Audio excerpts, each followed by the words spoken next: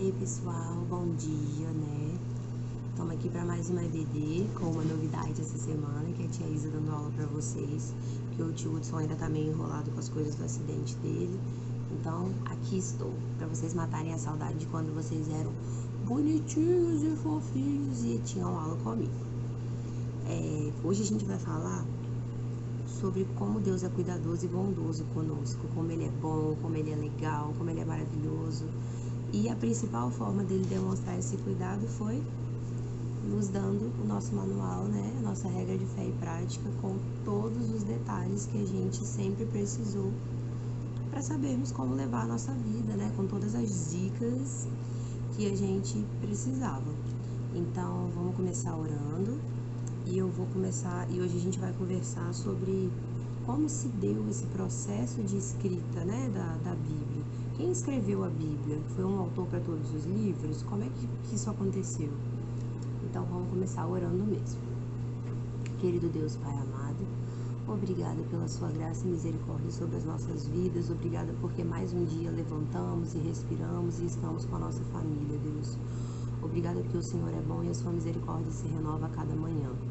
Cuida das famílias que têm pessoas enfermas, cuida das pessoas que estão sofrendo por não estar podendo ir à igreja, Pai, e que essa situação possa se resolver dentro da tua vontade, da tua permissão, que toda essa pandemia e essa situação faça com que as pessoas te conheçam mais, Senhor, e aqueles que te esqueceram, Pai, se lembrem de ti.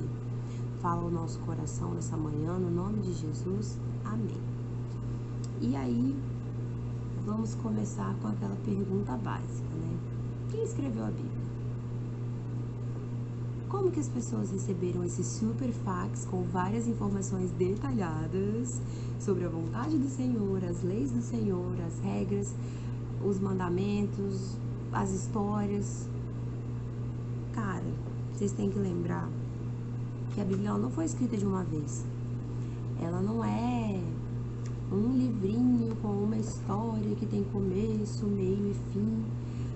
Cara, ela é um super livro com muitas histórias que são concorrentes. Algumas aconteceram ao mesmo tempo, outras aconteceram em momentos totalmente diferentes, e histórias perfeitamente complementares, histórias que, se por acaso um livro deixa uma dúvida, o outro livro vem e responde.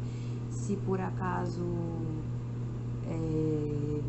como é que eu posso dizer, se alguma coisa ficou mal entendida ou foi escrita de forma muito rebuscada, Deus usou outro autor para escrever a mesma coisa de uma forma mais clara para nós.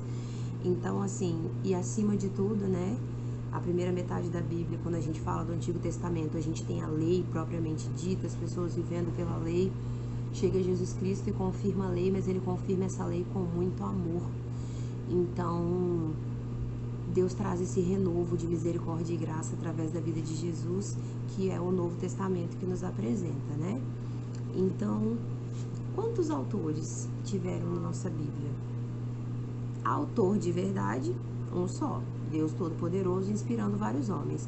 Mas quantos homens foram usados na escrita da nossa Bíblia? Varia muito, porque tem alguns livros que a gente ainda não sabe plenamente quem escreveu. Há uma sugestão de quem foi o autor, mas não há uma comprovação histórica e teológica plena. Então, eles entendem aproximadamente 40 pessoas diferentes escrevendo livros na Bíblia. Todos eles inspirados pelo Autor Supremo, o Deus Todo-Poderoso. E olha que legal como é que Deus foi perfeito, usando homens plenamente diferentes entre si para escrever esse livro maravilhoso. Por exemplo, Amós era um boieiro, ele cuidava de cabras, ele cuidava de ovelhas. Esdras já era uma pessoa mais intelectualmente evoluída, digamos assim, ele era um escriba, ele era usado mesmo para escrever documentos, escrever cartas, escrever coisas. Moisés que começou a vida de uma forma totalmente diferente pelo cuidado do Senhor, era para ter morrido, foi resgatado pela filha de Faraó, foi criado na realeza, depois teve que abandonar o Egito, virou pastor quando conheceu a família dele, né? Quando se encontrou com as pessoas no deserto, ele virou pastor. Parou? Então, Moisés, que era pastor, né? E aí a gente tem, por exemplo, também Mateus, que era um coletor de impostos. Nós temos também, por exemplo, João, que era pescador. Então, são as mais variadas pessoas. E por que Deus usa as mais variadas pessoas? E nem todas as pessoas que eram pessoas muito boas o tempo todo. Uma das maiores referências bíblicas que a gente tem é o apóstolo Paulo. E ele não foi amigo de Deus a vida inteira. Ele foi chamado por Deus, foi transformado e a partir daí teve um ministério maravilhoso, o que mostra o cuidado soberano de Deus sobre nós e como ele é capaz de usar as pessoas mais fracas, as pessoas mais difíceis. Por quê? Porque só existe esse tipo de pessoa. Se Deus fosse usar só pessoas perfeitas, nós não teríamos uma história do povo de Deus, porque a única pessoa perfeita foi o filho dele, que veio justamente para nos salvar, porque nós não conseguimos ser bons e nem perfeitos. Mas enfim, né? Foco, professora. Vamos lá. Desses 40 autores aproximados que nós temos, vamos lembrar mais ou menos quem escreveu o quê. Por exemplo, Davi, que foi um homem que cometeu grandes pecados, pecados seríssimos, foi um homem segundo o coração de Deus. Um homem que se arrependeu, que mudou de conduta e serviu da melhor forma possível. Davi escreveu a maioria dos salmos, aproximadamente 73 salmos. Filho de Davi, Salomão, um rei extremamente sábio, escreveu 2 salmos, o Salmo 72 e o Salmo 127. Mas também escreveu o livro de Provérbios, que tem grandes conselhos maravilhosos e abençoados, especialmente para vocês, jovenzinhos, com a cabeça borbulhando de ideias malucas. Eclesiastes e Cânticos também foram escritos por Salomão. Os profetas, que são do Antigo Testamento, quase todos foram eles que escreveram seus próprios livros. E aí a gente vai: Isaías, Jeremias, Ezequiel, Daniel, Oséias, Joel, Amós, Obadias, Miqueias, Abacuque, Sofonias, Ageu, Zacarias, Malaquias. Ai, socorro! Cada profeta escreveu seu livro.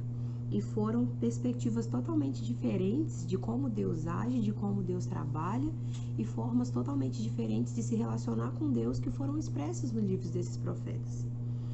Aí nós vamos, por exemplo, para o Novo Testamento. Nós tivemos Mateus, coletor de impostos, que escreveu o primeiro evangelho. João Marcos, que escreveu o segundo evangelho. Lucas, que era médico, um evangelho rebuscado, um evangelho que querendo ou não, alcançaria pessoas de um intelecto mais avançado por conta da sua linguagem. Sabe quando as pessoas te levam mais a sério porque você está falando muito bonitinho? Vocês já passaram por isso. Lucas talvez tenha sido uma forma que Deus encontrou de tocar pessoas que precisavam de argumentos mais rebuscados mesmo, sabe? Mais chiques, mais não convencionais e acessíveis ao público menos destacado. Aí nós temos João, que era pescador e escreveu um evangelho maravilhoso, ressaltando o amor de Deus, ressaltando como o verbo, a palavra, a verdade se fez carne para estar entre nós e morrer por nós.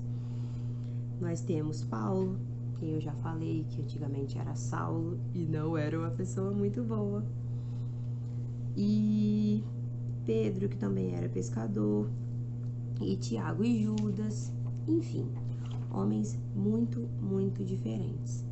E cada coisinha teve um propósito, cada coisa que Deus colocou na Bíblia teve um propósito. Por exemplo, os Salmos é um livro maravilhoso de louvores, de adoração, de percepção da bondade de Deus, de agradecimento, de entrega diante do Senhor. É um livro maravilhoso que nos ensina a ser muito, muito gratos. E Davi foi usado para escrever quase todos os salmos.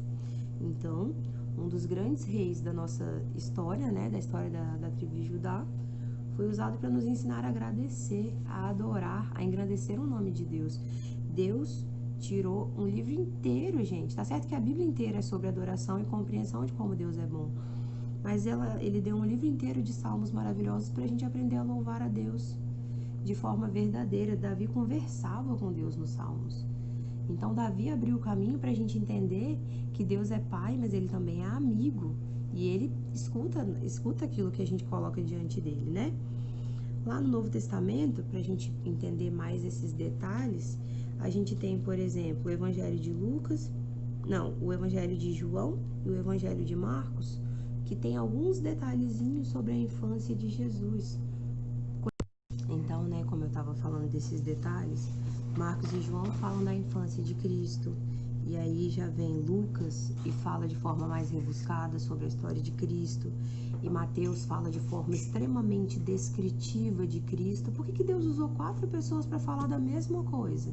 Da vida de Cristo até o ministério e a morte de Cristo.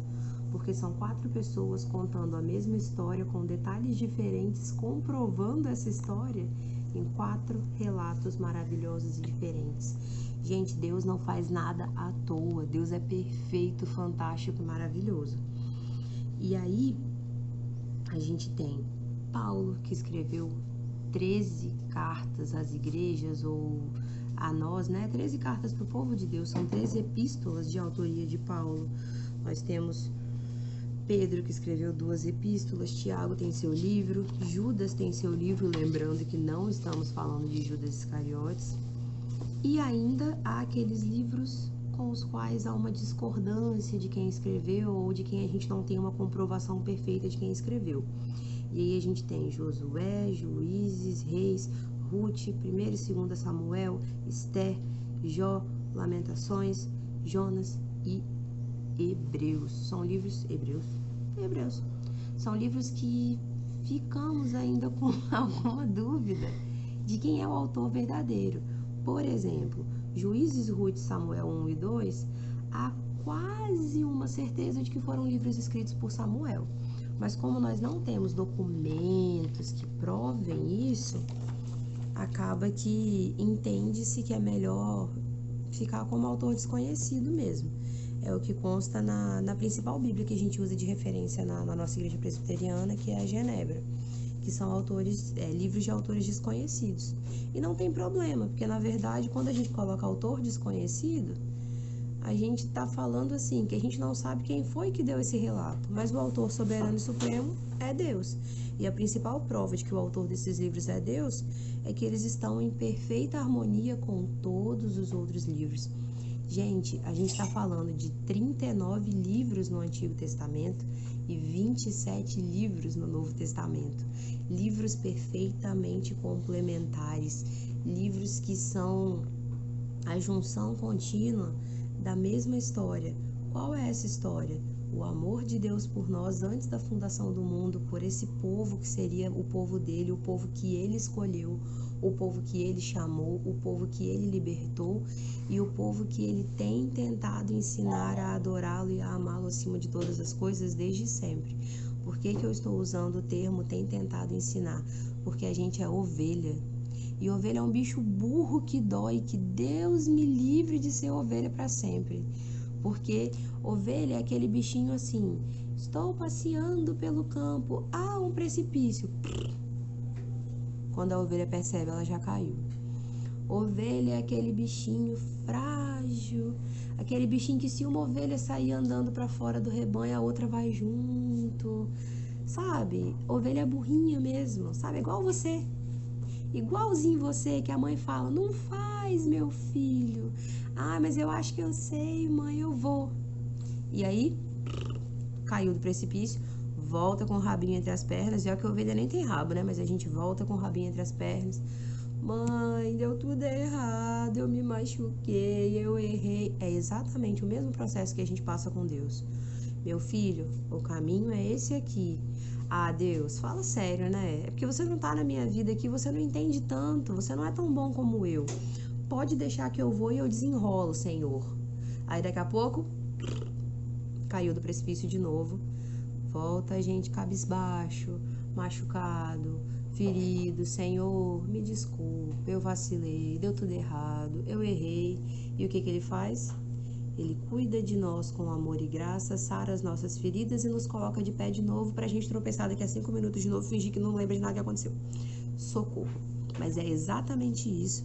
E é exatamente por isso que a principal analogia da Bíblia quanto ao povo de Deus é de ovelhas. Bichinho teimoso, bichinho burrinho, bichinho que precisa ter o tempo todo alguém pastoreando, alguém cuidando, e o tempo todo Deus colocou diante do povo pessoas para pastorear, cuidar e guiar.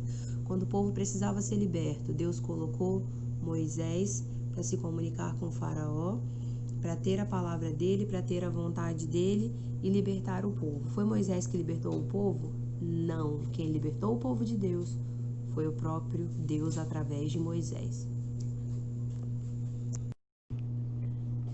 Então, pessoal, e da mesma forma que eu falei de Moisés, eu poderia falar de 1 milhão de outros personagens que Deus colocou para cuidar do povo e para conduzir o povo até o plano de redenção maravilhoso que ele tem no final do Apocalipse, com a nossa santificação, para vivermos a eternidade adorando e engrandecendo o nome dele, né? Mas principalmente a gente falaria de Cristo e de Cristo até o plano do Apocalipse.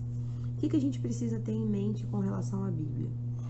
Muitos autores diferentes, muitos instrumentos diferentes para escrever esses textos, mas o autor é um só. O autor é o Rei soberano, perfeito, dono de todas as coisas e aquele que comanda o universo. É justamente por isso que a Bíblia é um livro perfeito, incontestável e que não se contradiz. Porque quem contou todas as histórias foi a mesma pessoa e a pessoa que criou cada uma dessas histórias com um propósito. Que vocês não se esqueçam disso, que o ser soberano que criou o universo ama vocês desde a fundação do mundo. Ele já criou você sabendo que você seria amado, sabendo que você seria querido por ele. E ele já criou você para ser seu amigo, seu pai, seu companheiro e o redentor de todos os seus pecados, de todos os seus erros. Lembrem-se sempre, crianças, Deus ama o pecador. Ele não vai amar o seu pecado e ele não vai aplaudir se você escolher pecar todos os dias de propósito. Mas errar é humano, faz parte do processo. À medida que vocês crescerem e forem conhecendo cada vez mais as histórias desse livro, vocês vão ver que são histórias de homens e mulheres que erraram e foram crescendo na presença de Deus e aprenderam a errar um pouco menos a cada dia pela misericórdia do Senhor. Mas pessoas que nunca chegaram a ser perfeitas, tá bom? Vamos orar pra gente encerrar e dar continuidade ao nosso domingo, né? Nosso dia do Senhor. Querido Deus Pai amado, obrigado pela sua palavra, obrigada porque o Senhor era verbo e o verbo se fez carne por nós, Deus. Obrigada pela vida do seu filho, Senhor, e pela morte dele, Deus. Obrigada porque o Senhor me amou, nos amou de tal maneira que o Senhor deu o seu único filho, para que todo aquele que crer em ti, Senhor, não pereça, mas tenha vida eterna e te conheça cada dia mais na eternidade. Obrigada, Deus, por cada uma das minhas crianças. Obrigada pela vida de cada uma das pessoas que nos amam e que nos ajudam a perceber o quão maravilhoso tu és através da vida deles. Nós te amamos, Pai. Fica conosco nesse domingo, nos dá um dia entregue a ti, um dia de adoração a ti. Aqueles que vão poder ir ao templo à noite, que possam ir agradecidos, possam ir de coração quebrantado para ouvir a sua palavra. E aqueles que não estão podendo ir, Pai, que nós não percamos a comunhão contigo, que nós te busquemos a cada dia mais. No nome santo do teu Filho amado é o que nós choramos, te pedimos e te agradecemos. Amém. Fiquem com Deus, pessoal. Até um dia.